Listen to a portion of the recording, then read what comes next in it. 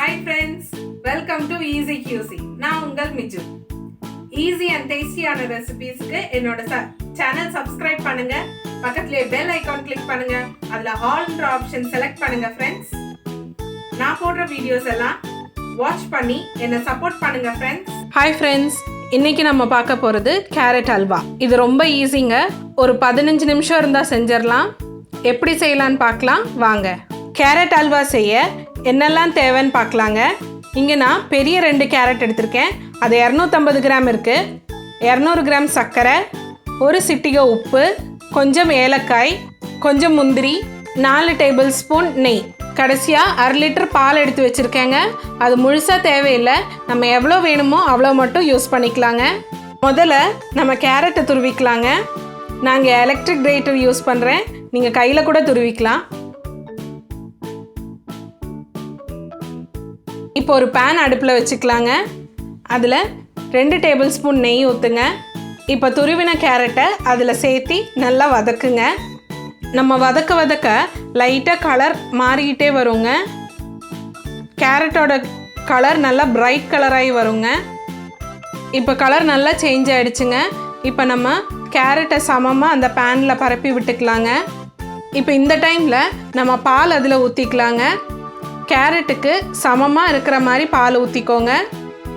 இப்போ நான் 1/4 kilo கேரட்டுக்கு 300 ml பால் ஊற்றிருக்கேங்க. இது கரெக்டாக இருக்குது.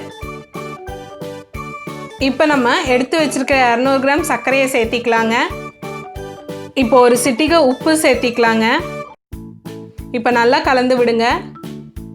பால் நல்லா கொதித்து சுண்டி வர்ற வரைக்கும் நம்ம இந்த மாதிரி கிளறி விட்டுட்டே இருங்க. அது கொதித்து சுண்டி வர்றதுக்குள்ளே நம்ம ஏலக்காய் தூள் பண்ணி வச்சுக்கலாங்க. இந்த வீடியோ நீங்கள் முதல் தடவையாக பார்க்குறதா இருந்தால் என்னோடய சேனல் சப்ஸ்கிரைப் பண்ணுங்கள். பக்கத்துலேயே பெல் ஐக்கான் கிளிக் பண்ணுங்கள். அதில் ஆல்ன்ற ஆப்ஷன் செலக்ட் பண்ணுங்கள் ஃப்ரெண்ட்ஸ். இப்போ ஒரு 10 நிமிஷம் ஆச்சுங்க. ஓரளவுக்கு நல்லா சுண்டி வந்துருச்சு. லைட்டாக ஈரப்பதம் இருக்குங்க, அதுவும் சுண்டி வரட்டும். திடீர்னு நம்ம வீட்டில் யாராவது கெஸ்ட் வந்துட்டா இந்த கேரட் அல்வா செய்யலாங்க. குக்கிங் தெரியாதவங்க கூட இதை ரொம்ப ஈஸியாக செஞ்சிடலாங்க. இப்போ நல்லா சுண்டி வந்துருச்சுங்க. இப்போ நம்ம ஏலக்காய் தூள் போட்டுக்கலாங்க. போட்டு நல்லா கலந்து விட்டு ஸ்டவ் ஆஃப் பண்ணிக்கோங்க. நம்ம கேரட் அல்வா ஆல்மோஸ்ட் ரெடி ஆகிடுச்சுங்க.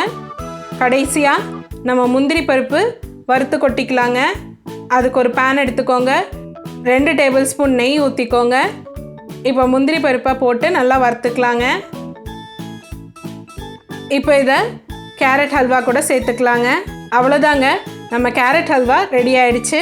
இந்த சுவையான கேரட் ஹல்வா வெறும் 15 நிமிஷம் இருந்தால் போதுங்க. ஈஸியாக நம்ம செஞ்சிடலாம். ரொம்ப டேஸ்டியாகவும் இருக்குங்க.